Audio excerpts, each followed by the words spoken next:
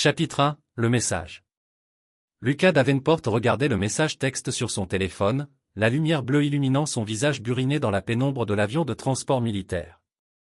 Autour de lui, d'autres soldats somnolaient ou discutaient avec enthousiasme à l'idée de rentrer chez eux pour Noël, mais Lucas sentit le sang s'écouler de son visage alors qu'il relisait le message.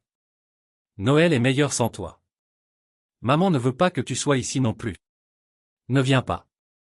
Le texte provenait d'Eden, son fils de 16 ans. Après 3 déploiements consécutifs dans les forces spéciales étalés sur 4 ans, avec seulement de brèves visites à son domicile, ce devait être le retour triomphal de Lucas, son premier vrai Noël avec sa famille depuis des années. Il avait enduré des échanges de tirs dans des vallées étouffées par la poussière, passé des nuits interminables dans des bases d'opérations avancées et vu des frères d'armes tomber à ses côtés, le tout avec une seule pensée qui le soutenait.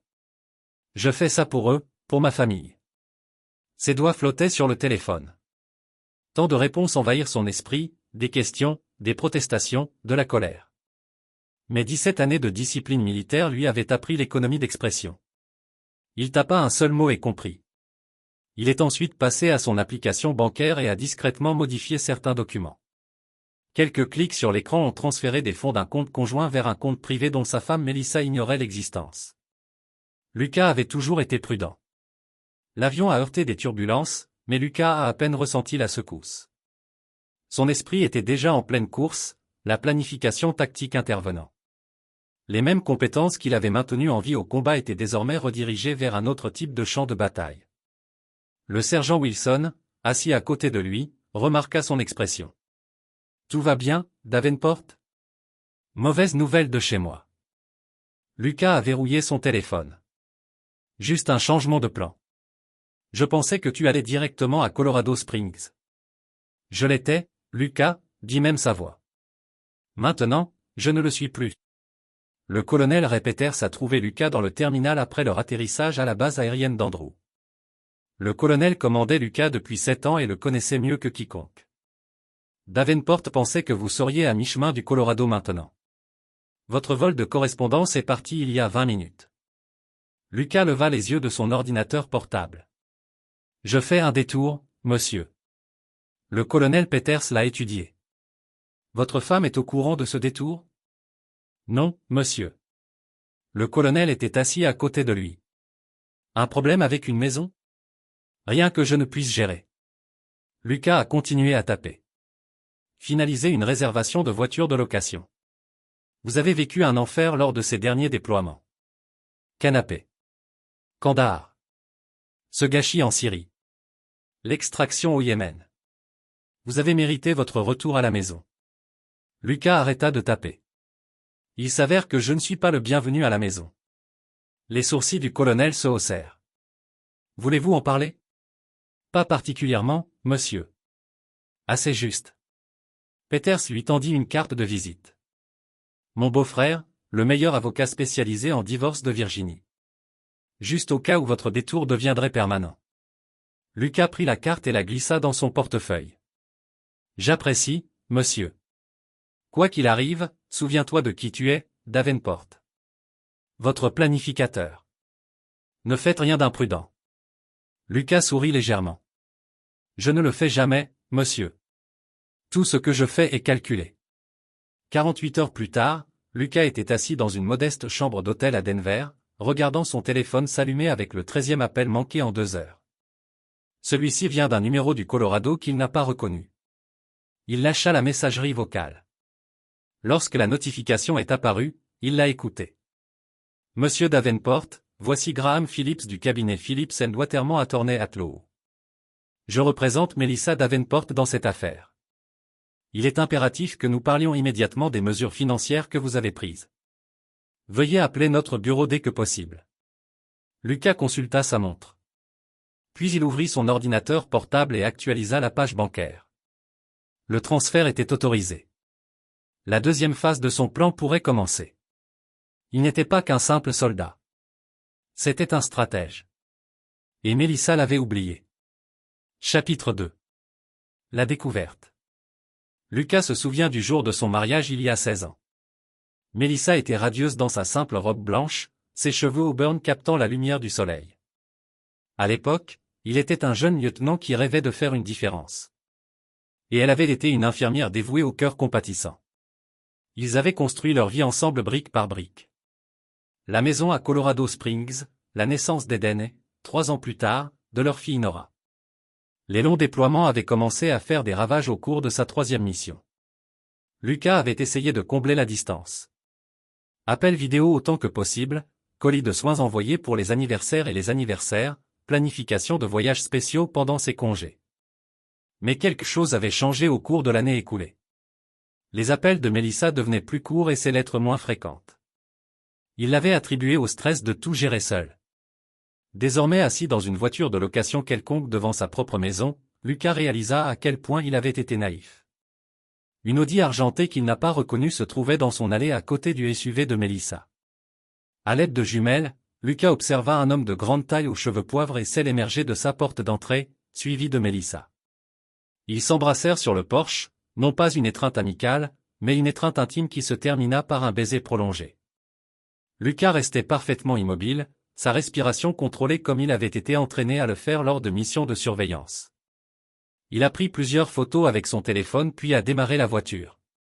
Alors qu'il s'éloignait, il aperçut Eden qui regardait depuis une fenêtre à l'étage. Leurs regards se croisèrent brièvement avant que Lucas ne parte. Son prochain arrêt était le lycée Riverdale. Il a attendu sur le parking jusqu'à ce que la dernière cloche sonne et que les étudiants commencent à sortir en masse. Il lui fallut 10 minutes pour repérer Nora parmi la foule. Sa fille de 14 ans a grandi depuis la dernière fois qu'il l'a vue. Ses cheveux étaient désormais coiffés différemment, mais il la reconnaîtrait n'importe où. Il la regarda monter dans la voiture d'un ami en riant de quelque chose. Aucun signe que son monde s'effondrait. Rien n'indiquait qu'elle avait participé à l'envoi de ce texto, mais il devait en être sûr. Ce soir-là, Lucas a suivi la Silver Audi dans un quartier chic du nord de la ville. L'homme que Lucas connaissait maintenant grâce à une simple recherche dans les dossiers des MV était le docteur Nathaniel Wilcox, chef du service de chirurgie à l'hôpital Memorial où travaillait Melissa. Tiré dans l'allée d'une grande maison de style Tudor. Lucas se gara et se dirigea vers un café avec vue sur la maison. Il a ouvert son ordinateur portable et, grâce aux compétences acquises lors des opérations de renseignement, a accédé aux archives publiques du docteur Wilcox. Divorcé il y a 3 ans. 2 mariages précédents se sont tous deux terminés de la même manière. Une tendance se dessinait. Son téléphone sonna à nouveau. Mélis. Il a refusé d'appeler et a plutôt vérifié ses emails. Le message de son ancien copain de l'armée, qui travaille désormais dans la sécurité numérique, contenait exactement ce qu'il avait demandé, un accès à l'historique des SMS de Melissa. Il y en avait en noir et blanc. L'affaire durait depuis 18 mois. Message planifiant un rendez-vous pendant que Lucas était déployé. Discussion sur leur avenir ensemble. Et le plus accablant de tout, des conversations sur la façon de dire à Lucas qu'il voulait divorcer. Il est temps d'obtenir un avantage financier maximal pour Melissa. Mais le texte qui lui a vraiment glacé le sang n'était pas celui de Melissa à Nathaniel. C'était de Melissa à Eden. Envoyé la veille que Lucas reçoive ce message écrasant. Ton père rentre à la maison demain. Vous vous souvenez de ce dont nous avons discuté? C'est mieux ainsi. Le docteur Wilcox sera une meilleure figure paternelle pour vous et Nora. Soyez forts. Lucas ferma son ordinateur portable. Son fils ne l'avait pas trahi de lui-même. Il avait été manipulé. Mais cela n'excusait pas ses actes. Pas entièrement. À la tombée de la nuit, Lucas s'est dirigé vers un autre hôtel, a payé en espèces et a commencé à planifier méticuleusement ses prochains déplacements. Le colonel Peters avait raison sur un point. Lucas était un planificateur. Mais il s'était trompé sur un autre. Parfois, les calculs ressemblaient à de la témérité pour les gens qui ne comprenaient pas la stratégie. Le téléphone de Lucas vibrait avec un SMS provenant d'un numéro qu'il ne reconnaissait pas. Voici Ted Phillips, l'avocat de votre femme. Vous devez réagir immédiatement ou faire face à des conséquences juridiques. Lucas tapa un seul mot. Compris. Puis il a éteint son téléphone et a continué à planifier. Chapitre 3. La stratégie. Le modeste immeuble de bureau du centre-ville de Denver abritait Andové Investigation, une société privée dirigée par Dominic Foster, un ancien marine qui avait servi avec Lucas en Irak lors de sa première mission. Lucas n'avait pas appelé à l'avance, mais le visage de Dominique s'éclaira de reconnaissance lorsqu'il franchit la porte. Davenport a entendu dire que l'on vous tirait toujours dessus à l'étranger. L'ex-marine costaud l'embrassa dans une simple étreinte. Je viens de rentrer, dit Lucas en lui rendant son étreinte avec moins d'enthousiasme. Dominique recula, étudiant le visage de son ami. Ce n'est pas un appel social, n'est-ce pas? J'ai besoin de ton aide, Dom. 1 heure plus tard, ils étaient assis entourés d'impressions de messages textes, de relevés bancaires et de registres de propriété. Dominique siffla doucement. Votre femme et le bon docteur ont été occupés. Compte courant commun ouvert il y a 6 mois. Des week-ends pendant que vous étiez déployés, et on dirait qu'ils cherchaient un logement ensemble. Vous avez souligné une série de courriels. Ceux-ci sont destinés aux visites de propriété à Aspen. Des résidences secondaires, des lieux de vacances payés avec quel argent? Demanda Lucas, même s'il connaissait déjà la réponse. Dominique croisa son regard.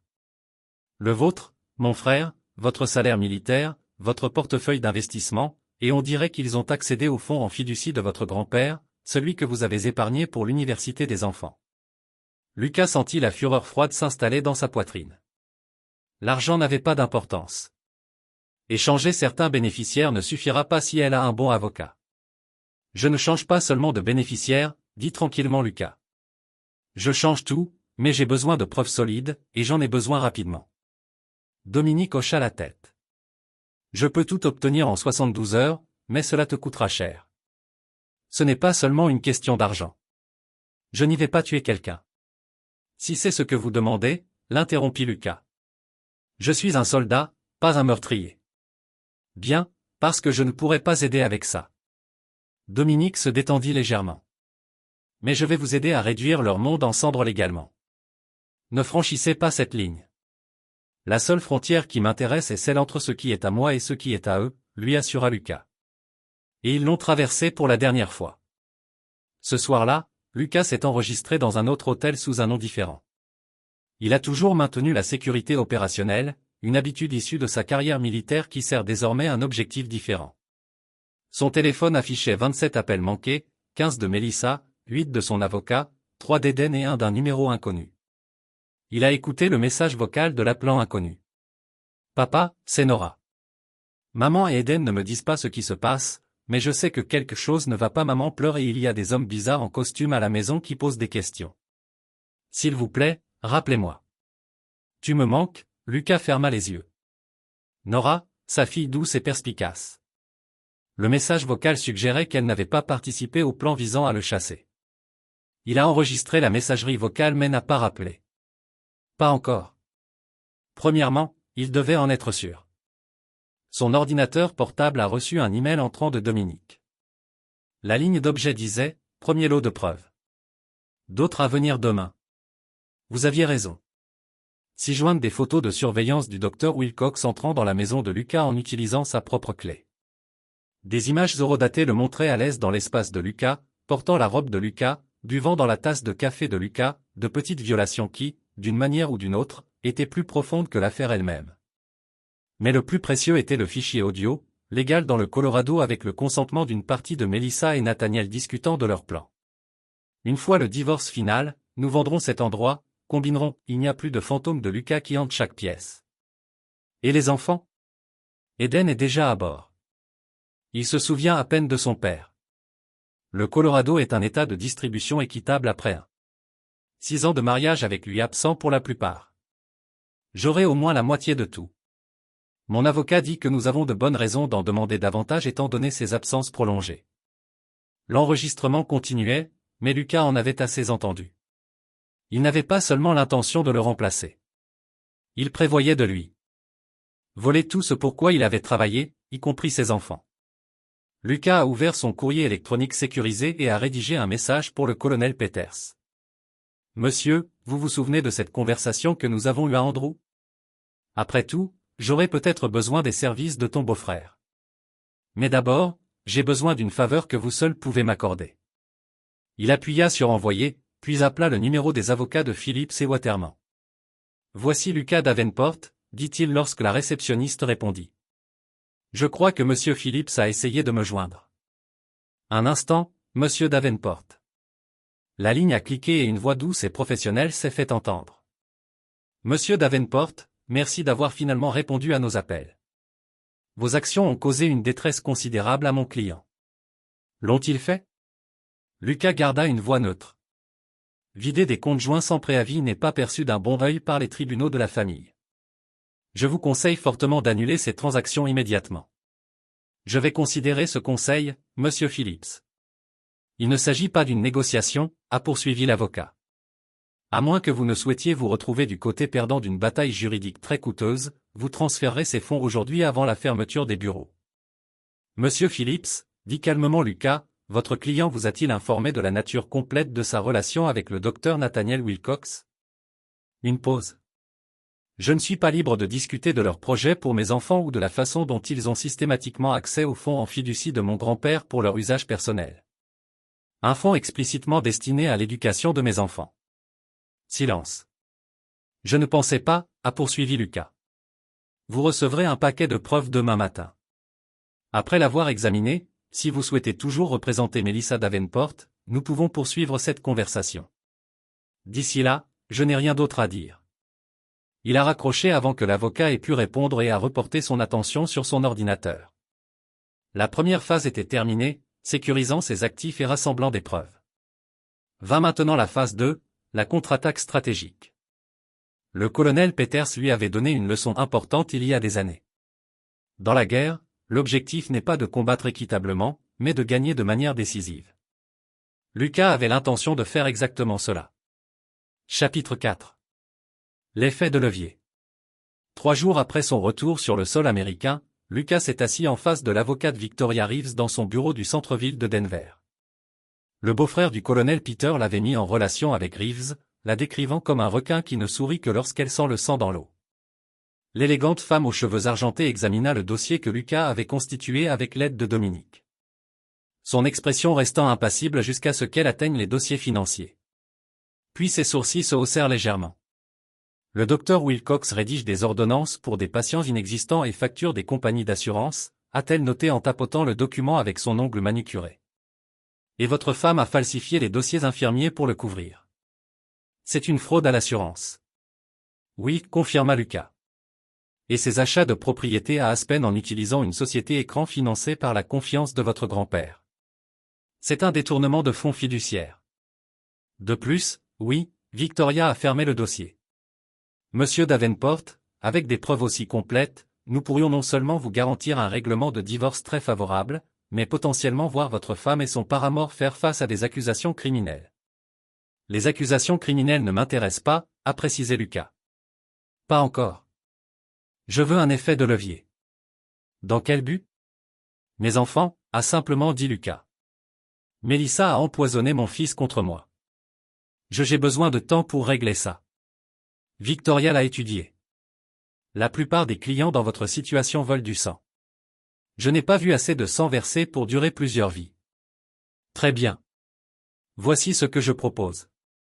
Nous préparons les demandes de divorce, mais ne les soumettons pas immédiatement. Nous organisons une réunion avec votre femme et son avocat sans la présence du docteur Wilcox. Accès exclusif à votre maison familiale. Séparation complète de vos actifs financiers des siens. Et un silence l'empêchant de discuter de l'affaire avec qui que ce soit, y compris le docteur Wilcox. Lucas y réfléchit. Ils ne seront pas d'accord. Ils gagneront. L'alternative est une poursuite fédérale pour fraude à l'assurance.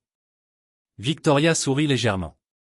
Les personnes menacées de prison deviennent des négociateurs remarquablement flexibles. Lucas hocha la tête. Organisez la réunion, mais je dois faire autre chose en premier. Cet après-midi-là, Lucas était assis dans sa voiture de location devant le lycée Riverdale. Lorsque la dernière cloche sonna, il repéra immédiatement Nora. Elle marchait seule, la tête baissée, sans la joie insouciante qu'il avait observée quelques jours plus tôt. Il est sorti de la voiture. Nora. Sa fille se figea, puis se retourna lentement. Ses yeux s'écarquillèrent. Papa, pendant un moment, ni l'un ni l'autre n'a bougé. Puis Nora courut vers lui, heurtant sa poitrine alors que ses bras l'entouraient. Elle sanglotait. Tu es revenu. Elle réussit entre 2 respirations. Tu as eu mon message? Je l'ai fait. Il la tenait fermement. Je suis désolé de ne pas avoir rappelé plus tôt. Elle s'écarta légèrement. Maman a dit que tu nous avais abandonnés. Que tu as pris tout notre argent et que tu as disparu. Lucas ressentit une vive colère mais garda une expression douce. Ce n'est pas ce qui s'est passé, Nora. Mais c'est compliqué. Est-ce que toi et maman êtes en train de divorcer? Probablement, a-t-il admis. Mais ça ne change rien à ce que je ressens pour toi. Où Eden? Eden te déteste en ce moment, dit-elle sans détour. Il croit tout ce que disent maman et le docteur Nat. Docteur Nat, c'est comme ça qu'ils veulent qu'on l'appelle. Nora roula des yeux comme s'il faisait soudainement partie de la famille. Lucas réprima un élan de fureur. Est-ce qu'il reste à la maison presque toutes les nuits depuis son départ? Maman a dit que c'était parce qu'elle avait peur qu'il revienne et lui fasse du mal. L'accusation frappa Lucas comme un coup physique. Nora, je ne le ferai jamais. Je sais, papa. Sa confiance en lui était inébranlable. Je leur ai dit ça, mais ils ne m'écoutent pas. Ils me traitent comme un enfant. Tu es un enfant, dit doucement Lucas. Mon enfant, et je vais arranger ça. Aïe. Tu me fais confiance? Elle hocha la tête sans hésitation. Alors j'ai besoin que tu fasses quelque chose pour moi. Lucas lui tendit une petite clé USB cryptée. Celui-ci contient quelques informations. J'ai besoin que tu le branches sur l'ordinateur portable de ta mère et que tu appuies sur le bouton qui dit « Exécuter ». Pouvez-vous faire ça? Que fera-t-il? Demanda Nora en examinant l'appareil. Cela m'aidera à vous protéger, toi et Eden, dit Lucas. Et cela ne fera de mal à personne. Je le promets. Nora fourra le disque dans sa poche. Je le ferai ce soir. Encore une chose, dit Lucas. Ne dis à personne que tu m'as vu aujourd'hui. Ni ton frère, ni ta mère, personne. Pouvez-vous garder ce secret? Oui. Elle le serra à nouveau dans ses bras. Quand te reverrai-je? Bientôt, promit Lucas. Très bientôt. En regardant Nora s'éloigner, Lucas ressentit à la fois de la fierté et du chagrin. La loyauté de sa fille était un point lumineux dans cette obscurité, mais le fait qu'elle ait été entraînée dans ce pétrin le remplissait de regrets. Les enfants ne devraient pas avoir à choisir leur camp entre leurs parents. Mais Mélissa avait forcé ce choix et elle allait désormais en assumer les conséquences. Plus tard dans la nuit, l'ordinateur portable de Lucas a émis une alerte. Le programme sur une clé USB avait été activé. En quelques secondes, les données ont commencé à affluer vers son serveur sécurisé. Email, SMS, dossier financier, historique du navigateur, tout sur l'ordinateur portable de Mélissa. Parmi les dossiers se trouvait un dossier intitulé Stratégie de divorce. À l'intérieur se trouvaient des documents détaillant les plans en cours depuis plus d'un an, des consultations avec des avocats, des discussions avec des conseillers financiers sur la dissimulation d'actifs et, plus inquiétant encore, une évaluation psychologique de Lucas qui le décrivait comme potentiellement instable en raison du SSPT dû à ses déploiements. Ils avaient monté un dossier pour le dépeindre comme un père inapte, un homme dangereux dont le service militaire l'avait laissé briser. Le téléphone de Lucas sonna avec un SMS de Victoria. Rendez-vous prévu pour demain, 10 heures. Mon bureau. M et son avocat ont confirmé. Lucas renvoya son accusé de réception, puis ouvrit le dossier qu'il était en train de constituer. Avec les nouvelles informations provenant de l'ordinateur portable d'Alyssa, sa position était encore plus forte. Le château de cartes qu'elle et le docteur Willox avaient construit était sur le point de s'effondrer. Son téléphone sonna. Dominique, tu dois voir ça, dit son ami sans préambule. Wilcox vient d'effectuer un retrait important en espèces et d'acheter des billets aller simples pour Cancun pour la semaine prochaine. 2 passagers, lui et votre femme. Ils ont l'intention de s'enfuir, réalisa Lucas. On dirait ça. Quel est ton geste? Lucas réfléchit un instant. Laissez-les penser que leur plan est toujours viable. Pour l'instant, je joue avec le feu, mon frère. Le feu n'est dangereux que si c'est vous qui êtes brûlé, répondit Lucas. Et je n'ai aucune intention d'être à proximité des flammes lorsqu'elles s'enflamment. Chapitre 5. La réunion. La salle de conférence de Victoria Reeves projetait le pouvoir et la richesse. Bail vitré donnant sur le centre-ville de Denver. Une immense table en acajou pouvant accueillir 20 personnes et des œuvres d'art qui, selon Lucas, coûtait plus que son salaire annuel. C'était conçu pour intimider, et à en juger par les regards nerveux que Mélissa n'arrêtait pas d'échanger avec son avocat, cela fonctionnait.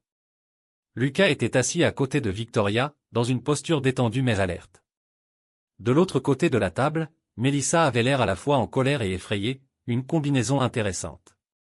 Son avocat, Graham Phillips, gardait une façade professionnelle, mais ses fréquentes vérifications de sa montre trahissaient son anxiété. « Merci d'avoir accepté cette réunion », commença Victoria, sa voix douce comme du marbre poli. « Nous avons une proposition qui pourrait permettre à chacun d'économiser beaucoup de temps, d'argent et d'embarras public. » Phillips s'éclaircit la gorge. « Avant de continuer, mon client exige le retour immédiat des fonds que M. Davenport a indûment retirés des comptes conjoints. » Victoria sourit. L'expression prédatrice contre laquelle Lucas avait été prévenu. « Monsieur Phillips, je vous déconseille de faire des demandes dans votre poste actuel. » Elle fit glisser un dossier sur la table. « Veuillez consulter ces documents en attendant. » Alors que Phillips ouvrait le dossier, Lucas étudiait sa femme. Melissa avait toujours été belle, grande et mince, avec des cheveux auburn et des yeux verts qui le regardaient autrefois avec amour. Maintenant, ces mêmes yeux évitaient son regard, se concentrant plutôt sur ses ongles manucurés. Le visage de Phillips pâlit alors qu'il tournait chaque page. « Où avez-vous obtenu ces documents? Leur provenance compte-t-elle plus que leur contenu? » Victoria a répliqué. « Ces allégations sont factuelles, » interrompit Victoria. « Chaque document de ce dossier a été vérifié. La fraude à l'assurance à elle seule est passible d'une peine fédérale minimale de 5 ans. » La tête de Melissa se releva brusquement. « Fraude à l'assurance? De quoi parles-tu? » Phillips posa une main de retenue sur son bras. « Nous devons nous entretenir en privé. » Par tous les moyens. Victoria désigna une porte latérale. « La chambre attenante est disponible. » Alors qu'il partait, Lucas resta silencieux, les yeux fixés sur l'horizon de Denver. Il se prépara à ce moment, voyant Melissa affronter la trahison face à face. Ce à quoi il ne s'était pas attendu, c'était la sensation de creux dans sa poitrine. Pas de douleur ni de colère, juste du vide. « Vous gérez ça bien », observa doucement Victoria. « J'ai connu des jours pires », répondit Lucas. « La plupart des clients s'effondrent ou sont en colère. Vous êtes remarquablement calme. » Entraînement militaire, expliqua Lucas. Les émotions obscurcissent le jugement et j'ai besoin d'un jugement clair en ce moment. Melissa et Phillips sont revenus 15 minutes plus tard. Phillips avait l'air résigné alors que la peur antérieure de Melissa s'était transformée en fureur froide. Nous sommes prêts à discuter des conditions. Phillips a annoncé que Victoria avait exposé ses demandes. Lucas conserverait le domicile familial et la garde principale des 2 enfants pendant la procédure de divorce. Melissa déménagerait immédiatement. Le fonds en fiducie serait gelé en attendant le règlement final et un silence temporaire empêcherait l'une ou l'autre des parties de discuter de l'affaire avec quiconque en dehors de son conseiller juridique. C'est de l'extorsion, siffla Melissa en croisant enfin le regard de Lucas. Vous utilisez nos enfants comme des pions. C'est une accusation intéressante, répondit Lucas d'une voix calme. Venant de la femme qui a entraîné notre fils à me dire de ne pas rentrer à la maison pour Noël. Tu ne venais pas à la maison pour nous. Melissa rétorqua. Vous rentriez chez vous parce que votre déploiement était terminé. Il y a une différence. Et cette différence justifie ce que vous avez fait. 16 ans, Lucas. 16 ans à élever nos enfants seuls pendant que tu jouais le héros dans des pays étrangers. De ne jamais savoir si tu étais mort ou vivant. De recommencer nos vies à chaque fois que tu es transféré. À quoi vous attendiez-vous? Honnêteté, dit simplement Lucas. Si tu voulais sortir, tu aurais pu le dire. Au lieu de cela, tu as menti. Vous avez volé. Vous avez retourné notre fils contre moi. J'ai protégé notre fils d'une nouvelle déception. La voix de Melissa se brisa à cause de promesses creuses et d'anniversaires manqués. Lucas se pencha en avant. Voici ce qui va se passer, Melissa. Vous allez signer ces papiers. Tu vas quitter notre maison, et ensuite tu vas dire à Eden la vérité sur la raison pour laquelle je suis resté loin alors que j'étais censé rentrer à la maison pour Noël. Et si je refuse, Lucas fit un signe de tête à Victoria, qui me sortit un autre dossier. Ces documents sont ensuite transmis au FBI, au Colorado Medical Board et à la presse. Phillips plaça à nouveau une main de retenue sur le bras de Melissa. Mon client signera l'accord temporaire.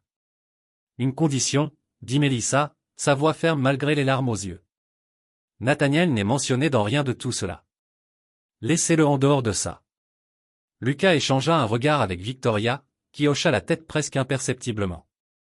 D'accord, dit Lucas. Pour l'instant. Alors que Melissa signait les documents, Lucas ne ressentait aucun triomphe, aucune justification, juste le poids de ce qui allait suivre, reconstruire sa relation avec ses enfants, en particulier Eden, tout en naviguant dans les ruines de son mariage. Son téléphone a vibré avec un SMS de Dominique. Le sujet devient de réserver un 3e billet pour Canquin, la foire des enfants. Le sang de Lucas se glaça. Ils n'avaient pas seulement l'intention de fuir. Ils envisageaient d'emmener un de ses enfants avec eux. Et étant donné l'animosité d'Eden à son égard, il n'était pas difficile de deviner de quel enfant il s'agissait. Il montra le message à Victoria, dont l'expression se durcit. « Signé ici. »« Monsieur Davenport, » dit-elle en indiquant la dernière page. « Nous avons d'autres questions à régler immédiatement. » Alors que je quittais la salle de conférence, Victoria a murmuré « Mon bureau ». Désormais, une fois dans son bureau privé, la porte fermée, le calme professionnel de Victoria a cédé la place à une efficacité urgente. S'ils envisagent d'emmener votre fils hors du pays contre une ordonnance de garde, nous avons besoin d'une audience d'urgence, a-t-elle déclaré en appelant déjà son assistante.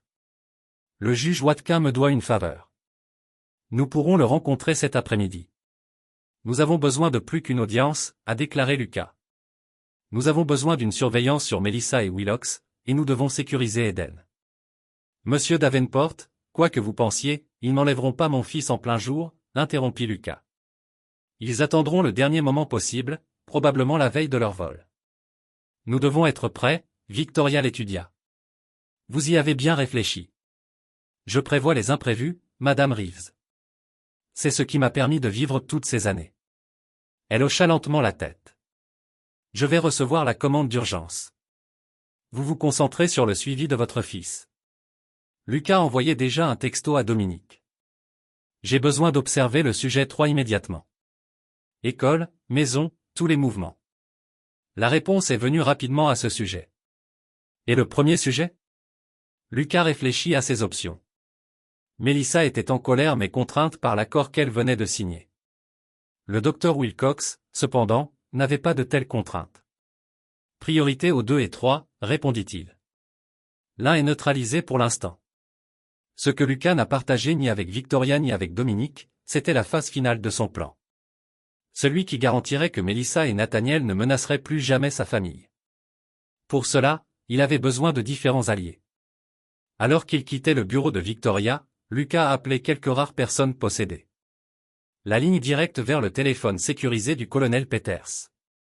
C'est Davenport, dit-il lorsque le colonel répondit. Je dois activer le delta de contingence. Il y eut une pause. C'est extrême, Lucas. Es-tu sûr? Il prévoit de faire sortir mon fils du pays, monsieur. Alors oui, j'en suis sûr. Compris. Je vais passer les appels. Delta sera actif dans l'heure. Lucas a mis fin à l'appel et a vérifié sa montre. 18 heures avant le début de la fin de partie. Chapitre 6. Le précipice. L'audience d'urgence devant le juge Watkin a duré moins de 30 minutes. Avec la preuve du vol prévu vers Canquin et un accord de garde récemment signé, le juge n'a eu aucune difficulté à émettre une ordonnance d'urgence interdisant à l'un ou l'autre des enfants de quitter le pays et restreignant leur voyage au-delà du Colorado sans l'autorisation écrite de Lucas. Muni d'une ordonnance du tribunal, Lucas s'est rendu au lycée Riverdale. La dernière cloche venait de sonner et les étudiants affluaient vers les bus et les voitures en attente. Il repéra immédiatement Eden, plus grand que la dernière fois que Lucas l'avait vu pour la dernière fois, avec les mêmes cheveux noirs et la même mâchoire forte que Lucas voyait dans le miroir chaque matin. Lucas s'approcha lentement, laissant à son fils le temps de le remarquer.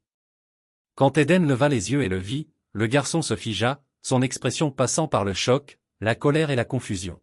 « Que faites-vous ici » demanda Eden lorsque Lucas le rejoignit. « J'ai besoin de te parler, dit doucement Lucas. Je n'ai rien à te dire. » Eden se détourna. Lucas posa une main douce mais ferme sur son épaule. « Ce n'est pas facultatif, Eden.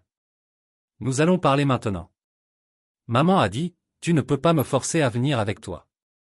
Ta mère ne prend plus ses décisions, a déclaré Lucas, montrant à Eden l'ordonnance du tribunal. Depuis 2 heures, J'ai la garde principale de vous et de votre sœur pendant la procédure de divorce. Divorce?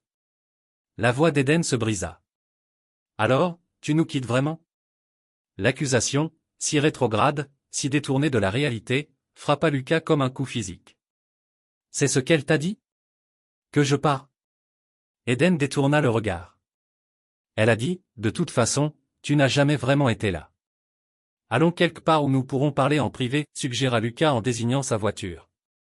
Après un moment d'hésitation, Eden le suivit. Ils se sont rendus en silence dans un parc voisin, ont trouvé un banc vide et se sont assis côte à côte, regardant les enfants jouer sur un terrain de jeu éloigné. « Savez-vous pourquoi je ne suis pas rentré à la maison pour Noël ?» demanda finalement Lucas. Eden regarda ses mains. « Parce que je t'ai dit de ne pas le faire. »« Et pourquoi as-tu envoyé ce message ?» Silence. « Eden. J'ai besoin que tu sois honnête avec moi. » insista Lucas. Ce message était-il votre idée ou quelqu'un l'a-t-il suggéré? Maman a dit. Eden déglutit. Maman a dit que tu rentrais à la maison seulement parce que tu le devais. Que tu ne voulais pas vraiment être avec nous. Que nous serions tous plus heureux si tu restais à l'écart. Lucas inspira profondément, contrôlant sa colère. Et tu l'as cru? Que étais-je censé croire? La voix d'Eden s'éleva. Tu es parti depuis 4 ans, papa. Depuis des années. Vous avez tout raté. Mes championnats de basket, ma première petite amie, le diplôme d'études secondaires de Nora. Tout? Je sais, reconnut Lucas. Et je le regretterai pour le reste de ma vie. Mais je servais notre pays. Eden, je n'ai pas été absent par choix. Vous auriez pu être transféré à un poste secondaire de l'État. D'autres parents militaires le font. Oui, j'aurais pu. Lucas a admis et j'essayais d'arranger exactement ça. Mon dernier déploiement était censé être ma dernière tournée à l'étranger. J'avais l'intention de demander un poste de formation à Fort Carson pour pouvoir être à la maison tous les soirs. Eden avait l'air sceptique. Vraiment? Lucas a sorti son téléphone et a montré à Eden un échange de courriel avec son commandant daté 3 mois plus tôt pour discuter de la demande de transfert. Je veux vous surprendre tous à Noël, a expliqué Lucas. Un retour permanent, pas seulement un autre congé. Les épaules d'Eden se sont effondrées. Maman n'a jamais rien dit à ce sujet. J'imagine qu'il y a beaucoup de choses que votre mère ne vous a pas dites, a dit Lucas avec soin. Comme sa relation avec le docteur Wilcox. La tête d'Eden se releva. Qu'en est-il du docteur Nat? Depuis combien de temps vous connaissez-vous, Eden? Quelques mois, a admis Eden. Maman a dit qu'ils étaient tombés amoureux pendant que tu étais parti. Que parfois ces choses se produisent. Et le voyage à Cancun la semaine prochaine. Vous a-t-elle parlé à ce sujet? L'expression confuse d'Eden répond à la question. Votre mère et le docteur Wilcox ont acheté 3 billets pour le Mexique. Lucas les a expliqués et vos billets à sens unique. Ce n'est pas Eden à arrêter l'incertitude en trouble ses caractéristiques. Elle ne m'emmènerait pas simplement sans me le dire. Elle prévoyait de vous dire à la dernière minute, a déclaré Lucas doucement. Probablement avec une histoire sur la façon dont j'avais accepté cela ou comment c'était juste des vacances. Comment tu sais ça? Parce que j'ai vu les preuves, Eden. Le billet achète la propriété locative qu'ils ont obtenue à Cancun, l'école mexicaine qu'ils ont contactée au sujet de l'inscription. Eden avait l'air dévasté. Pourquoi ferait-elle ça? Parce qu'elle et le docteur Wilcox ont détourné de l'argent du fonds en fiducie. Et votre arrière-grand-père a mis en place pour vos études collégiales, a expliqué Lucas. Ils étaient sur le point d'être pris, alors ils prévoyaient de courir. Je ne vous crois pas, a déclaré Eden, mais sa voix manquait de conviction. Lucas lui a remis un dossier contenant pleinement de la preuve. Oui, a confirmé Lucas. Elle l'a fait. Et ce texte, elle vous a fait part de son plan pour que ce soit le dossier, ce qui se passe à la maison. À Ted. Elle n'a jamais cru les mensonges sur moi. Cela a apporté un éclair de honte aux yeux d'Eden. Je suis désolé, papa, pour le texte. Pour croire, maman. Vous avez 16 ans, Eden. Vous avez fait confiance à votre mère comme vous auriez dû être capable de le faire. Lucas posa une main sur l'épaule de son fils. Le blâme n'est pas sur vous. Alors qu'il rentrait chez eux, le téléphone de Lucas a bourdonné de mise à jour de Dominique.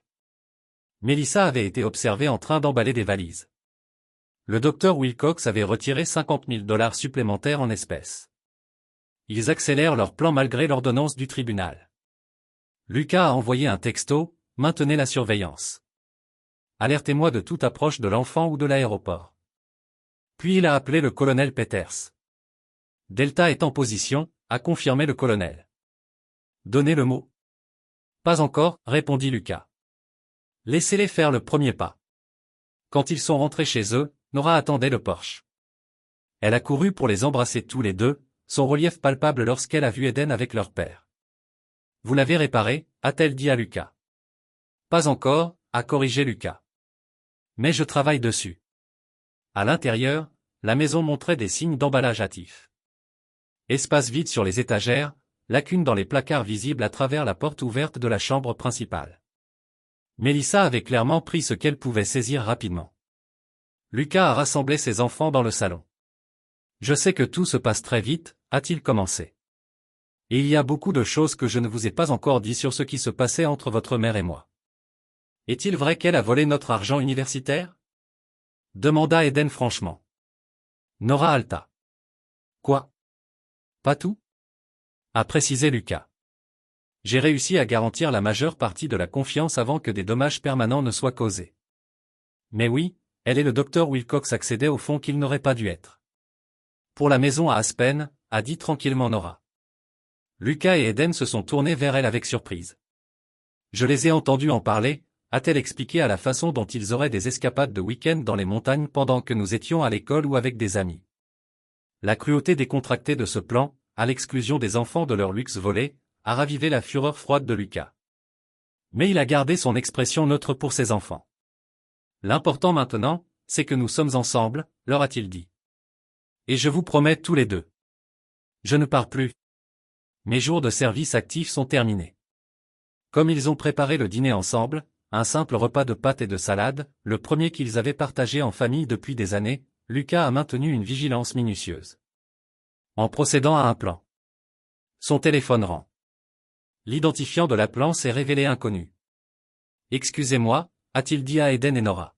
« J'ai besoin de prendre ça. » Dans la confidentialité de la cuisine, il a répondu, Davenport. « Monsieur, c'est l'agent Reynolds, DEA. Nous avons exécuté le mandat à l'emplacement que vous avez identifié par le biais de vos canaux de renseignement militaire. Je vous appelle pour vous informer être ta femme, monsieur. J'ai eux qui les occuperait pour tout quelque temps. Des frais basés sur des preuves qui ont été soigneusement obtenues légalement par le biais de canaux appropriés. La fraude sur ordonnance qu'ils commisent depuis des mois les avait finalement rattrapés. Le fait que l'enquête ait été accélérée par le biais des liens militaires de Lucas n'était qu'une question de timing fortuné. Il a composé ses traits et est retourné dans le salon. « Tout va bien, papa ?» demanda Nora, remarquant son expression. « Oui », Lucas lui a assuré. « Tout est exactement comme il se doit. » Chapitre 7. Les retombées. Les titres du matin étaient sensationnels. Chirurgien et infirmière éminente arrêtés dans le régime de médicaments sur ordonnance. Lucas a regardé les réactions de ses enfants en lisant les nouvelles sur leur téléphone pendant le petit déjeuner. Eden avait l'air stupéfait. Maman a été arrêtée. Hier soir, Lucas a confirmé que la DEA avait enquêté sur le docteur pour Wilcox pour fraude sur ordonnance depuis un certain temps. Ta mère a été impliquée. Va-t-elle en prison ? Demanda Nora, sa voix petite. Cela dépend de nombreux facteurs, a déclaré Lucas avec soin. Les preuves contre eux sont substantielles, mais les délinquants pour la première fois reçoivent parfois des peines réduites. Saviez-vous que cela allait se passer ? Demanda Eden, étudiant son père avec une nouvelle perception. Je savais qu'il y avait une enquête, a reconnu Lucas. Je ne savais pas quand il procéderait à des arrestations. Ce n'était pas techniquement un mensonge. Lucas avait en effet connu l'intérêt de la DEA pour les pratiques de prescription du docteur Wilcox. Cependant, les informations qu'il avait obtenues par le biais de ces mêmes relations. Pas, Eden a fait la fin des visites dans le centre de détention ? Demanda Nora soudainement. Nous étions censés partir pour Cancun la semaine prochaine. Lucas et Eden ont échangé un coup d'œil. Il y a eu un changement de plan, a déclaré Lucas doucement. Ce voyage n'était pas ce qu'on vous a dit, car il a expliqué la vraie nature des vacances prévues. Une relocalisation permanente conçue pour échapper à la responsabilité financière et juridique. Lucas a regardé comprendre l'aube dans les yeux de Nora. Ils allaient prendre Eden et me laisser derrière. Sa voix craquait de blessure. Le troisième billet était au nom d'Eden, a confirmé Lucas, mais je ne peux pas dire avec certitude quel était leur plan à long terme pour vous. Des larmes ont moulé dans les yeux de Nora. Maman allait m'abandonner. Et, Lucas s'est installé à s'agenouiller à côté de sa chaise. Personne ne vous abandonne. Je suis là. Je reste. Et nous allons passer par là. Nous avons tous les trois. Eden, dans un geste qui a surpris Lucas, a atteint la table pour prendre la main de sa sœur. Papa a raison. Nous nous tenons ensemble maintenant. Le moment a été interrompu par le téléphone de Lucas. Le nom de Victoria Reeves a clignoté à l'écran. J'ai besoin de prendre cela, a-t-il dit en entrant dans la pièce voisine. Oui, Victoria. La mise en accusation est prévue pour 200 heures. Elle a rapporté. La salle d'audience du juge Harmon. Compte tenu de la nature des accusations et du risque de vol documenté par ces billets à sens unique, le procureur fait pression sans caution. Good. Lucas a dit qu'il y avait plus. Victoria a poursuivi le docteur Wilcox allume votre femme. Son avocat a déjà approché le DA au sujet d'un accord. Il témoigne que Melissa était le cerveau derrière la fraude sur ordonnance et le détournement de fonds en fiducie, et il reçoit des accusations. La mâchoire de Lucas est-elle restée? La presse sera là-bas. Nous voulons aussi venir, a déclaré Eden. Échangeant un coup d'œil avec Nora, qui a hoché la tête. Lucas considérait ses options. Les protéger de sa laideur était son instinct, mais ils avaient déjà été exposés à tant de choses. Prêt. Laissez-vous entendre dans 1 heure. J'ai transmis les détails à Victoria. La tentative de Cox de peindre Melissa alors que le cerveau s'effondre. Ils étaient des partenaires égaux dans ce programme. Bon travail, a déclaré Lucas. Continuez à creuser. Je veux tout savoir. Il y a encore une chose, a ajouté Dominique. Votre ligne de crédit à domicile. Melissa l'a maximisée il y a 2 semaines. 300 000 transférés directement sur le compte personnel de Wilcox. Lucas ferma brièvement les yeux. Une autre trahison. Un autre vol. Merci, a-t-il dit enfin. Je te verrai au palais de justice. Le palais de justice du comté de Denver a bourdonné l'activité à mesure que Lucas et ses enfants sont arrivés. Des caméras de presse ont clignoté et les journalistes ont crié des questions que Lucas a ignorées en guidant Eden et Nora à travers le point de contrôle de la sécurité et dans le bâtiment. Victoria les a rencontrés dans un couloir à l'extérieur de la salle d'audience 3B. Ils évoquent les accusés maintenant. Êtes-vous prêt à cela? Nous sommes, lui a assuré Lucas, bien qu'il ait noté le visage pâle de Nora et la mâchoire serrée d'Eden. N'oubliez pas que Victoria a mis en garde les enfants. Peu importe ce qui se passe là-dedans, pas dénoncer. Le juge ne tolérera pas les perturbations. Ils ont hoché la tête solennellement et l'ont suivi dans la salle d'audience, prenant des sièges dans le 2e rang. Lucas s'est positionné entre ses enfants, une barrière physique contre ce qui allait arriver. La porte latérale s'est ouverte et les balais font mener à Melissa et au docteur Wilcox, tous deux portant des combinaisons oranges, leurs mains menottées devant elles. Les yeux rouges de Melissa ont scanné la salle d'audience frénétiquement jusqu'à ce qu'ils se verrouillent sur Lucas et les enfants. Son expression s'est frappée. Maman, chuchota Nora, Al freeze. Lucas plaça une main douce sur son bras et elle a coulé sur son siège. La procédure s'est déroulée rapidement. Les accusations ont été lues. Conspiration visant à commettre une fraude à l'assurance, une distribution illégale de substances contrôlées, une fraude par fil, un détournement de fonds fiduciaires et le plus sérieusement, une tentative d'enlèvement parental. Lorsque la caution a été discutée, le procureur était sans équivoque.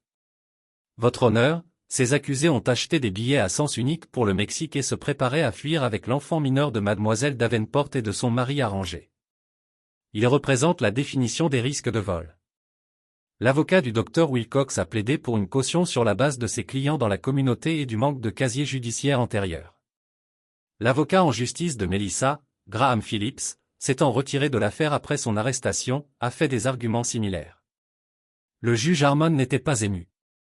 Bail est refusé pour les 2 accusés. Ils seront placés en détention provisoire en attente de procès. Alors que les beffs se préparent à les conduire, Melissa s'est tournée vers Lucas et les enfants.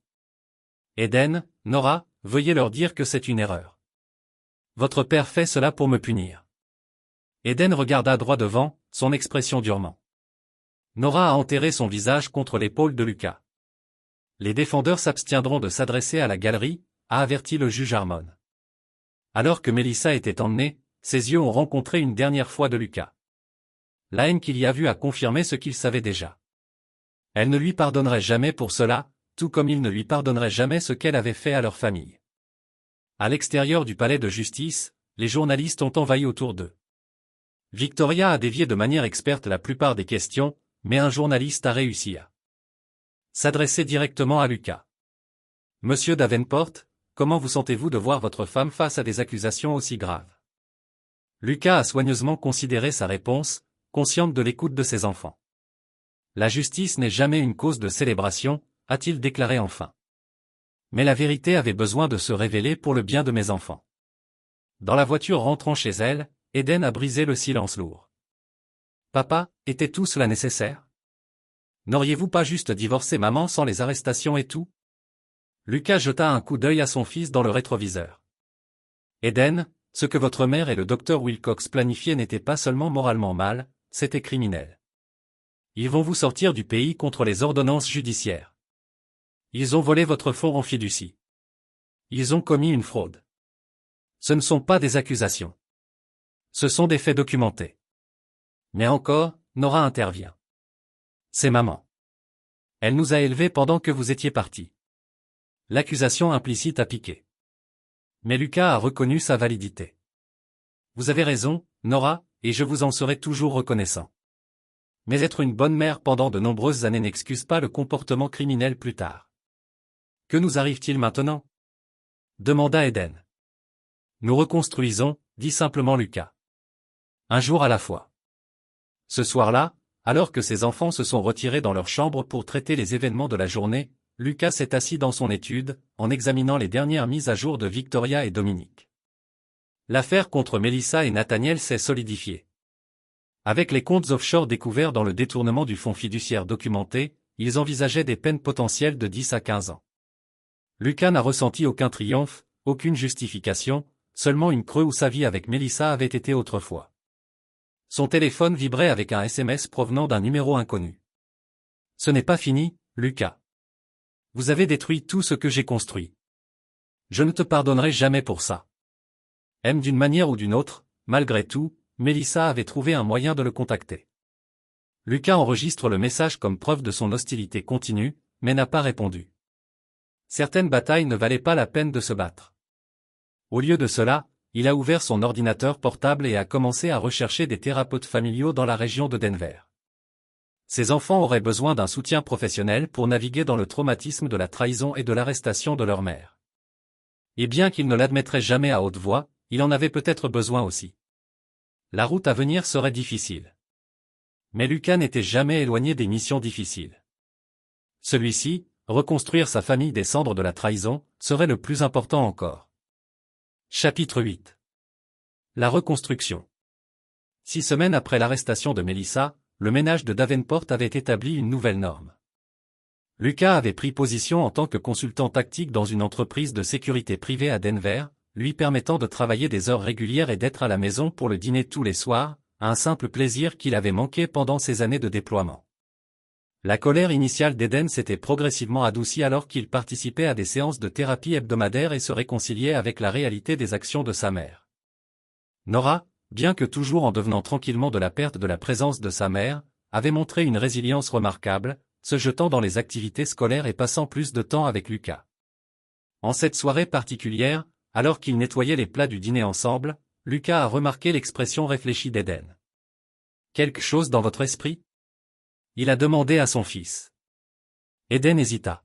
« L'audience préliminaire de maman est la semaine prochaine. » Oui, Lucas a reconnu. Victoria a appelé ce matin avec les détails. « Y allez-vous » Je n'ai pas décidé. Lucas a étudié son fils. « Pensez-vous à assister » Eden haussa les épaules, tentant de la désinvolture. « Peut-être. Je ne l'ai pas vu depuis la mise en accusation. » Vous pouvez lui rendre visite au centre de détention, a suggéré Lucas. Je vous l'ai déjà dit. Je ne me précipiterai pas votre relation avec votre mère. Je sais. Eden a placé une assiette dans le lave-vaisselle avec des soins inutiles, mais la voyant à cet endroit, c'est difficile. Bien sûr, Lucas a accepté. Et personne ne vous blâmerait de garder votre distance jusqu'à ce que vous soyez prêt. Et toi? Eden leva les yeux. Allez-vous jamais lui pardonner? La question était directe, caractéristique de l'honnêteté accrue dans leur relation. Lucas a soigneusement considéré sa réponse. Non, dit-il finalement. Ce que votre mère a fait n'était pas seulement une trahison de notre mariage. C'était un plan calculé pour voler votre avenir et vous séparer de moi de façon permanente. Certaines actions traversent les lignes qui ne peuvent pas être coiffées. Eden acquiesça lentement. C'est ce que je pensais que tu dirais. Est-ce que cela vous dérange? Non. Eden a déclaré, surprenant Lucas. En fait, cela me fait me sentir plus en sécurité en sachant que vous avez des limites qui ne peuvent pas être violées. Lucas a posé une main sur l'épaule de son fils, frappé par la maturité de son évaluation.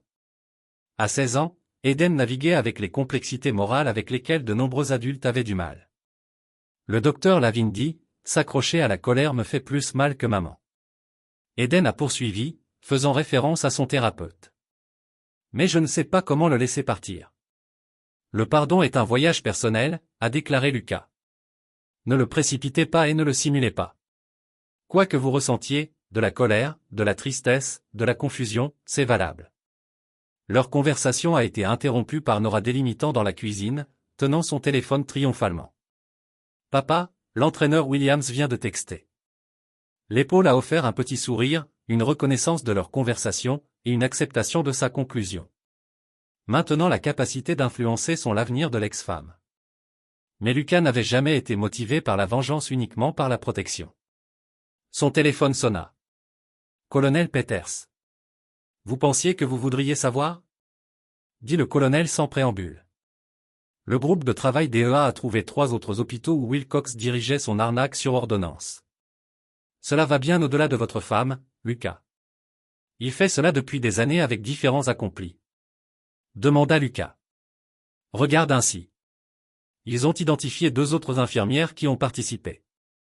Les 2 affirment qu'ils ont été contraints, menacés de licenciement s'ils ne coopèrent pas. Melissa a-t-elle été contraint? Aucune preuve de cela, a répondu Peters. Toutes les indications la soulignent en tant que participant volontaire. La piste monétaire est particulièrement accablante. Sa signature sur ces transferts offshore ne peut pas être expliquée. Lucas a absorbé ces informations en silence. À quoi penses-tu? Peter est pressé. Je pense que mes enfants ont suffisamment souffert. Dit enfin Lucas. Si Melissa accepte la responsabilité de ses actions et témoigne honnêtement contre Wilcox, je ne m'opposerai pas à une phrase réduite. C'est étonnamment miséricordieux étant donné ce qu'elle a fait. Ce n'est pas la miséricorde, a corrigé Lucas. C'est le pragmatisme. Mes enfants ont besoin de fermeture, pas d'une bataille juridique prolongée. Et je dois me concentrer sur la reconstruction de leur confiance, sans poursuivre des représailles contre leur mère. Après avoir terminé l'appel, Lucas a repêché un email à Victoria décrivant sa position. Il ne plaiderait pas activement à la clémence, mais il ne ferait pas non plus sur le chemin si Melissa démontrait des remords et une coopération authentique. Alors qu'il se préparait à envoyer l'email, un SMS est arrivé de Dominique. Nouveau développement. L'ex-femme de Wilcox m'a contacté. Dit qu'elle a des informations que vous devez entendre. Réunion organisée pour demain, à 10h, lieu habituel. L'intérêt de Lucas a été culminé. Catherine Wilcox avait divorcé de Nathaniel 8 ans plus tôt après une bataille publique amère qui avait fait la une des journaux locaux. Quelles informations pourrait-elle avoir qui pourraient être pertinentes maintenant? Le lendemain matin, après avoir laissé tomber ses enfants à l'école, Lucas est arrivé au petit café où il a parfois rencontré Dominique pour des mises à jour. Catherine Wilcox était déjà là, une femme élégante au début des années 50 avec des cheveux noirs striés en argent et des yeux pointus qui ont évalué Lucas à l'approche. Madame Wilcox, il la salua, tendant sa main. Merci de m'avoir rencontré. C'est Madame Monroe maintenant, elle a corrigé, acceptant sa poignée de main. Je suis revenu à mon nom de jeune fille après le divorce. Et merci d'avoir accepté cette réunion. Lucas s'est assis en face d'elle. Dominique a mentionné que vous aviez des informations. Oui, Catherine. Ou plutôt, Madame Monroe a ouvert son sac à main et a retiré un lecteur flash. 12 ans de dossiers financiers. Nathaniel pensait que je n'avais pas gardé des comptes offshore, des sociétés écrans, des achats de biens, sous des noms supposés, une feuille de route complète de ses crimes financiers. Lucas regarde le lecteur flash. Pourquoi me donner ça maintenant? Pourquoi ne pas l'emmener aux autorités il y a des années? Notre règlement de divorce comprenait un accord de non-divulgation, a-t-elle expliqué. J'ai reçu un paiement substantiel en échange de mon silence, mais cet accord avait une clause. Si Nathaniel était jamais accusé d'un crime, la NDA serait nulle. Et maintenant il a été, a observé Lucas. Exactement. Un petit sourire satisfait a guéri ses lèvres. J'attends depuis 8 ans depuis ce moment, monsieur Davenport. 8 ans en le regardant passer à de nouvelles victimes pendant que je reste lié par des contraintes légales. Victime, a répété Lucas. L'expression de Catherine s'est endurcie. Votre femme n'est pas la première femme que Nathaniel a manipulée dans l'activité criminelle. Il y avait un représentant pharmaceutique avant elle, un administrateur de l'hôpital avant cela et moi au début. Son schéma est cohérent. Trouver une femme ayant accès à quelque chose qu'il veut, la charmer, impliquez-la dans ses plans, puis jetez-la lorsqu'elle devient une responsabilité. Et vous avez des preuves de tout cela. Elle a tapé le lecteur flash. Tout, y compris les conversations enregistrées dans lesquelles il discute de sa méthodologie assez explicitement. Lucas a pris le lecteur flash, le retournant dans ses doigts. Pourquoi m'apporter cela au lieu du procureur? Parce que le procureur ne concerne que les charges actuelles, a expliqué Catherine. Vous avez cependant une motivation différente. Vous voulez protéger vos enfants contre la manipulation de Nathaniel à nouveau. Cette preuve garantit qu'il ne sera jamais en mesure de nuire à quiconque dans votre famille. Lucas l'a étudié. Vous avez bien fait vos recherches sur moi, a-t-elle reconnu. Je connais votre carrière militaire, vos antécédents de renseignement, votre réputation de réflexion stratégique. Je sais que vous n'êtes pas motivé par la vengeance, mais par la sécurité. Et je sais que contrairement à moi, vous ne serez pas réduit au silence par une NDA ou intimidé par des menaces. Que voulez-vous en retour? Demanda Lucas directement. Rien, a répondu Catherine. Considérez cela comme un cadeau de l'une des victimes de Nathaniel à une autre, ou plutôt à votre femme, qui, malgré sa participation volontaire, jouait toujours un rôle dans un script. Lucas a empoché le lecteur flash. Je vais faire vérifier ces informations puis transférer aux autorités appropriées. Naturellement, Catherine a accepté. La diligence raisonnable est importante, mais vous constaterez que tout est méticuleusement documenté. J'étais comptable avant de marier Nathaniel. La tenue des registres est une seconde nature pour moi. Alors qu'ils se séparaient, Catherine a offert une dernière observation. Vous savez, monsieur Davenport, il y a une certaine satisfaction à regarder quelqu'un qui se croit intouchable est enfin confronté à des conséquences. J'imagine que vous comprenez ce sentiment. Je le fais, a reconnu Lucas. Mais c'est une satisfaction creuse. Peut-être, a-t-elle concédé. Mais c'est mieux que l'alternative. Les regarder continuer à détruire des vies sans conséquences. Lucas n'a pas pu contester cette évaluation. La preuve que Catherine a fournie s'est avérée transformatrice dans les deux cas.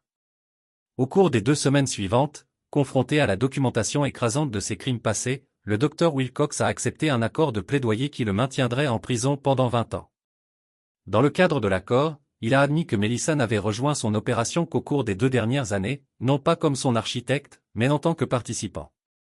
Cette clarification combinée à la pleine coopération de Melissa a entraîné une condamnation réduite pendant ces 8 années avec la possibilité de libération conditionnelle après 5. Encore une punition substantielle, mais pas la décennie et elle avait été confrontée. Lorsque Victoria a appelé avec les nouvelles, Lucas l'a reçu sans commentaire. C'est le meilleur résultat que nous aurions pu espérer, lui a assuré Victoria. Wilcox sera incarcéré bien dans la 60aine. Sa licence médicale est révoquée en permanence et la phrase de Melissa, bien que significative, permet de réparer sa relation avec vos enfants alors qu'ils sont encore relativement jeunes s'ils veulent cette relation. A noté Lucas. Bien sûr, Victoria a accepté. Ce sera entièrement leur choix, mais l'opportunité existera, ce qui, je pense, est importante pour leur santé émotionnelle à long terme. Après avoir terminé l'appel, Lucas s'est retrouvé sur le porche arrière, fixant les montagnes au loin. Les batailles légales se terminaient. Les menaces immédiates ont été neutralisées. Maintenant est venue une partie plus difficile, aidant ses enfants à guérir des blessures qu'aucun tribunal ne pouvait s'adresser. Nora la rejoint, enveloppée dans un pull contre le froid du soir. C'est fini, a-t-elle demandé simplement. La partie juridique est principalement terminée, a confirmé Lucas. Votre mère a accepté un accord de plaidoyer aujourd'hui.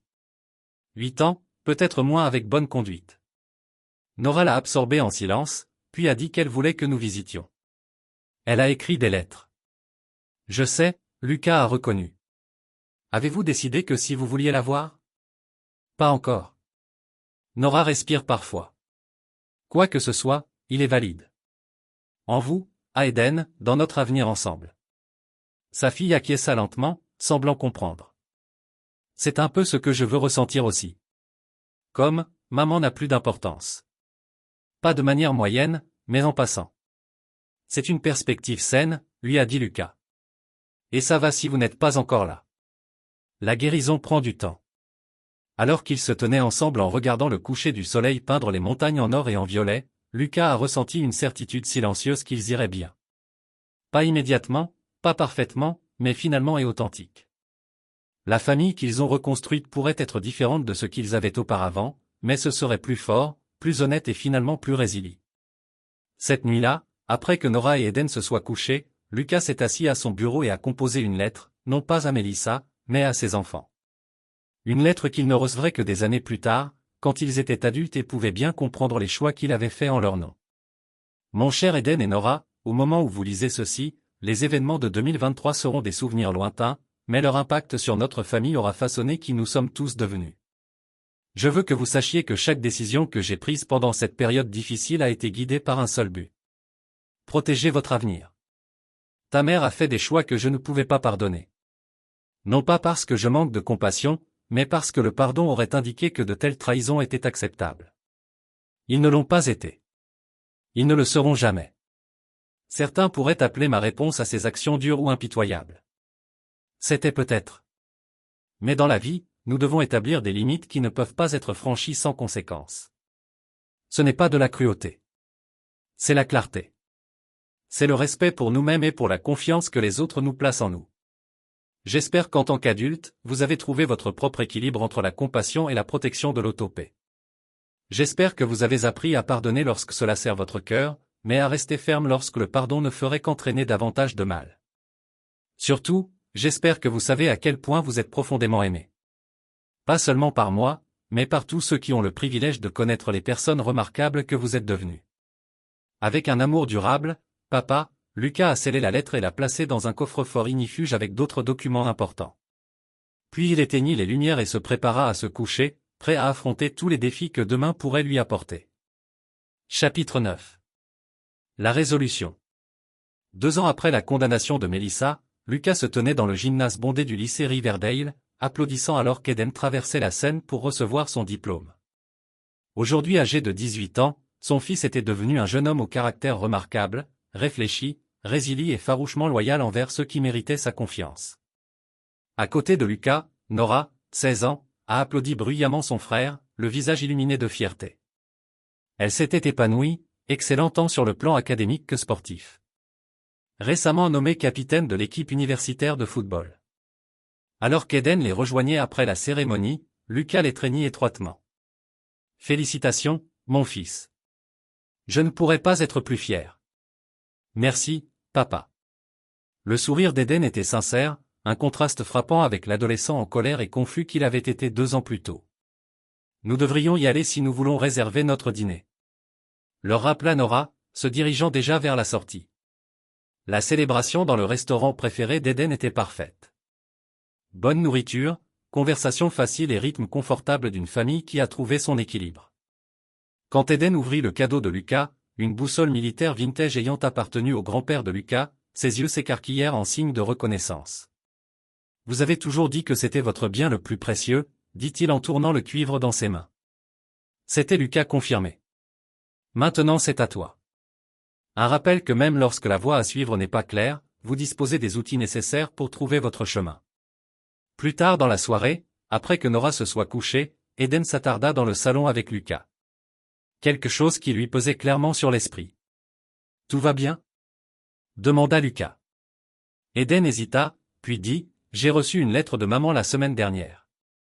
Elle doit passer sa première audience de libération conditionnelle le mois prochain. Lucas hocha la tête. Il avait reçu une notification officielle en tant que victime enregistrée. Que pensez-vous de cela? En conflit, a admis Eden. Une partie de moi pense qu'elle a purgé assez de temps. Il s'est arrêté sur une autre partie. Vous n'êtes pas prêt à la voir de retour dans votre vie? Lucas termina pour lui.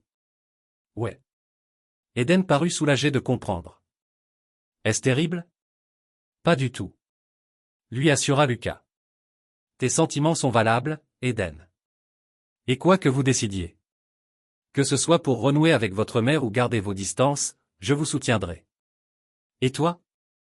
Demanda Eden. Allez-vous vous opposer à sa libération conditionnelle? Lucas y avait longuement réfléchi. Non, dit-il finalement. Je veux m'y opposer activement, mais je ne le défendrai pas non plus. La commission des libérations conditionnelles prendra sa décision en fonction de son comportement et de sa réadaptation, et non de ma contribution. Eden hocha lentement la tête. Cela semble juste. L'important, a poursuivi Lucas, c'est que quelle que soit leur décision, notre famille reste solide. La libération potentielle de votre mère ne change pas qui nous sommes ni ce que nous avons construit ensemble. La semaine suivante apporta des nouvelles inattendues, non pas à propos de Melissa, mais à propos du docteur Wilcox. Il avait été tué lors d'une altercation en prison, apparemment après que des informations sur ses crimes contre des enfants par le biais de fraude aux ordonnances eurent circulé parmi les détenus. L'homme qui avait failli détruire la famille Davenport avait disparu. Lucas a reçu la nouvelle avec des émotions complexes. En tant que soldat, il avait coûté la vie au combat, mais n'avait jamais tiré de satisfaction de la mort. Pourtant, il ne pouvait nier le sentiment de clôture que procure le fait de savoir que Nathaniel Wilcox ne menacerait plus jamais sa famille ni ne manipulerait les autres.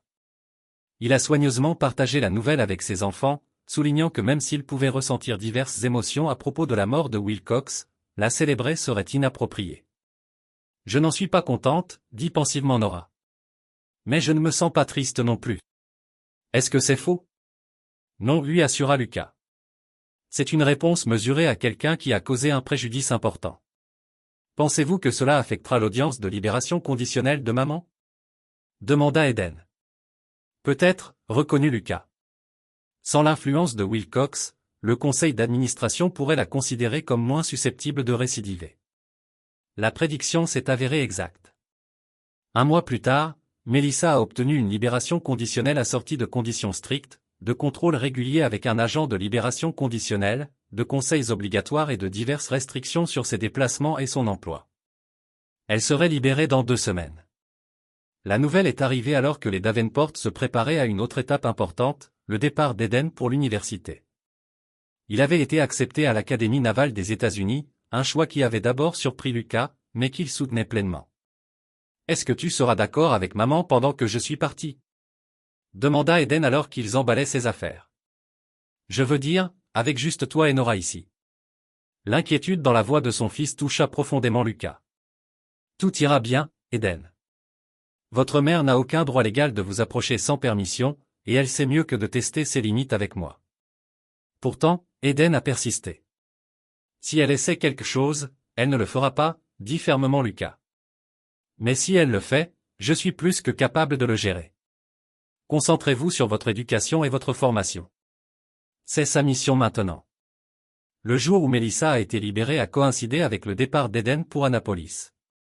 Que ce timing ait été délibérément conçu par l'équipe juridique de Melissa ou simplement une coïncidence, Lucas ne pouvait pas le dire, mais il appréciait que cela épargnait à Eden une décision immédiate quant à savoir s'il devait voir ou non sa mère. Nora, cependant, a été directement confrontée à ce choix. Melissa avait envoyé une lettre demandant un rendez-vous, une invitation prudente et provisoire qui reconnaissait le droit de Nora de refuser. « Que dois-je faire, papa ?» demanda Nora en lui montrant la lettre.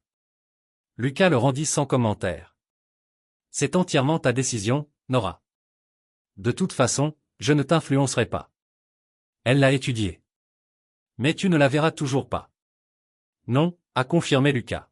« Ma position n'a pas changé parce que tu ne crois pas qu'elle soit vraiment désolée parce que certains abus de confiance ne peuvent pas être réparés, » expliqua Lucas. Votre relation avec votre mère est différente de la mienne. Vous devez faire votre propre choix en fonction de ce qui vous convient. Après plusieurs jours de réflexion, Nora a décidé de rencontrer Melissa dans un endroit neutre, un parc public, tandis que Lucas l'attendait à une distance discrète. Les retrouvailles ont été brèves et, d'après ce que Nora a partagé plus tard, gênantes, mais pas hostiles. Elle est différente, observa Nora ce soir-là. Plus silencieux, moins, je ne sais pas, poli. La prison change les gens, dit Lucas d'un ton neutre. Elle a posé des questions sur toi, a poursuivi Nora. Vous voulez savoir si vous sortiez avec quelqu'un. Que lui as-tu dit? La vérité. Que tu as eu quelques rendez-vous, mais rien de grave.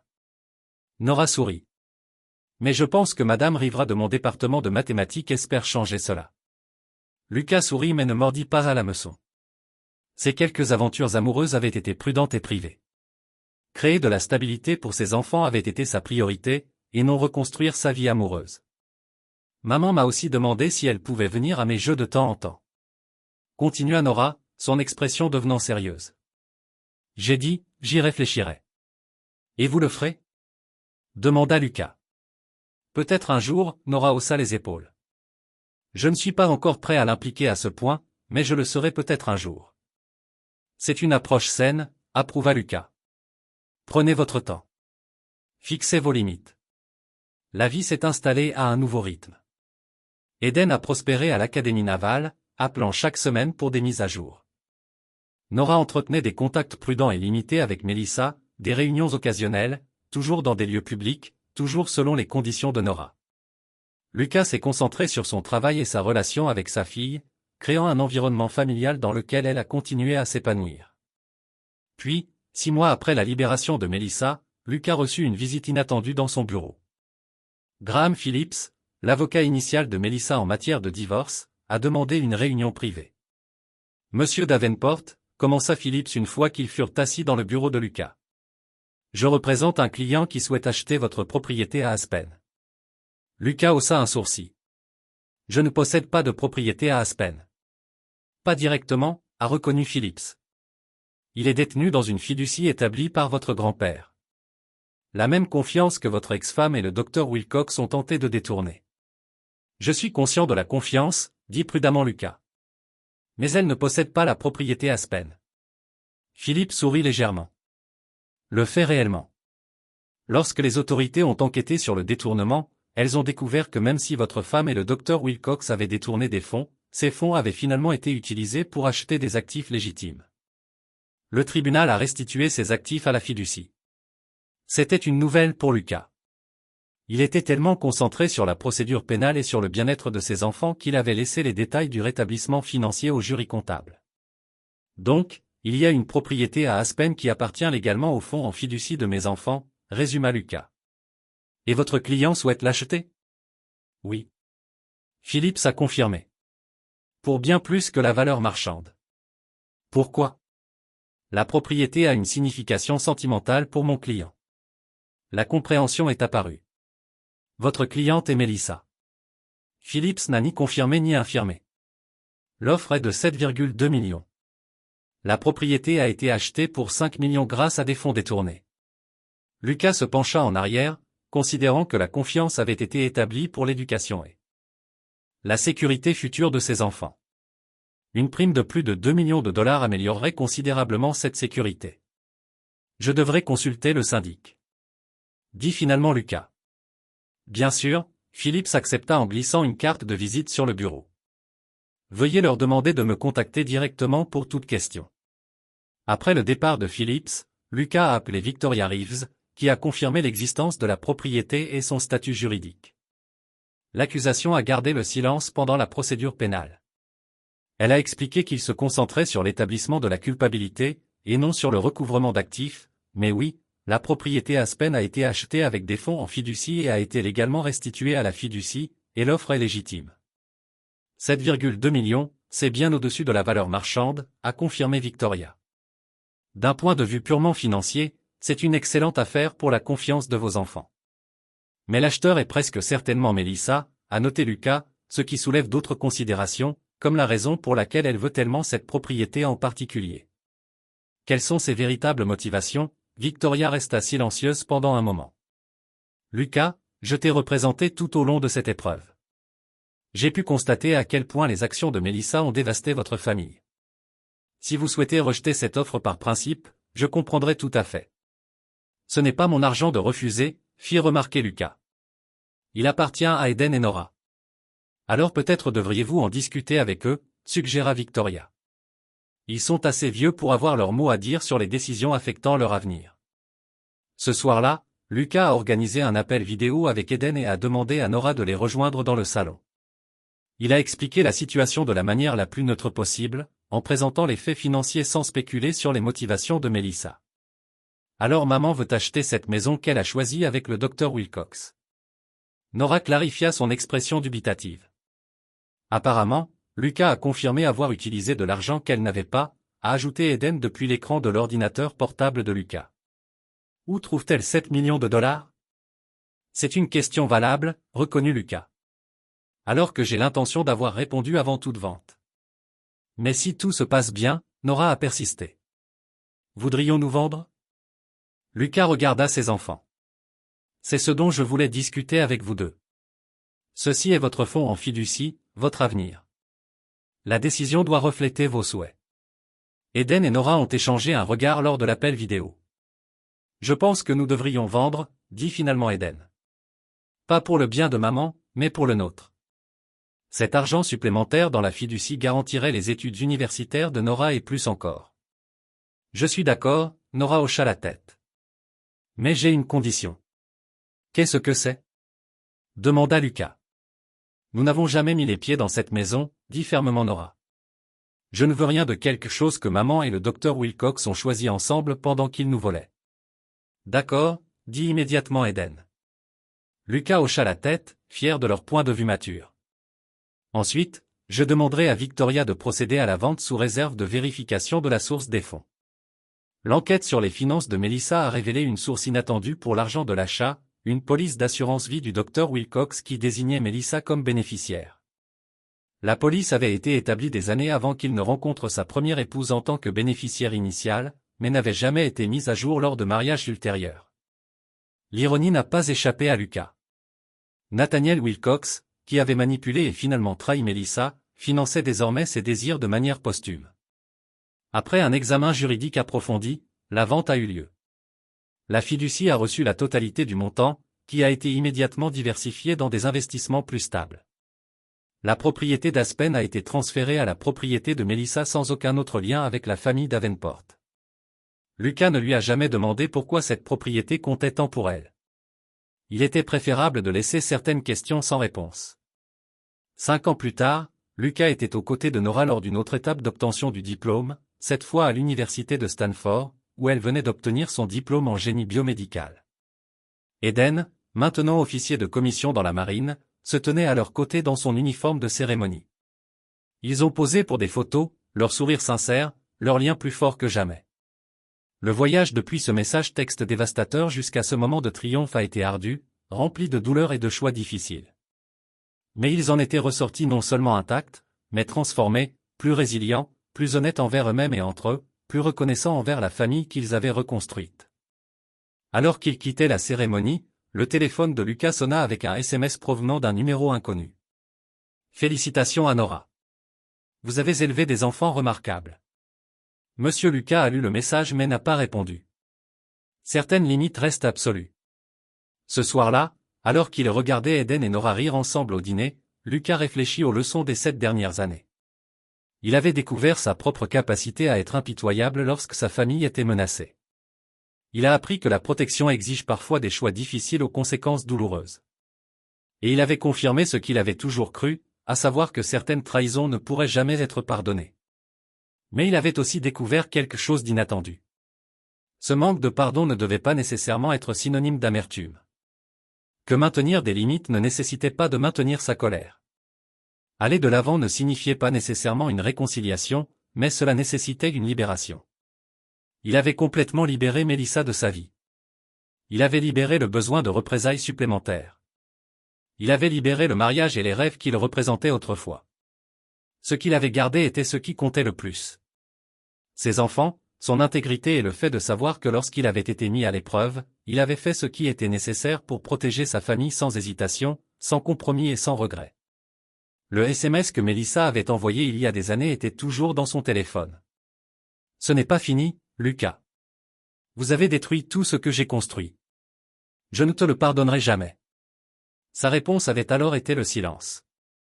Sa réponse maintenant, s'il était enclin à en donner une, serait simple. Comprends.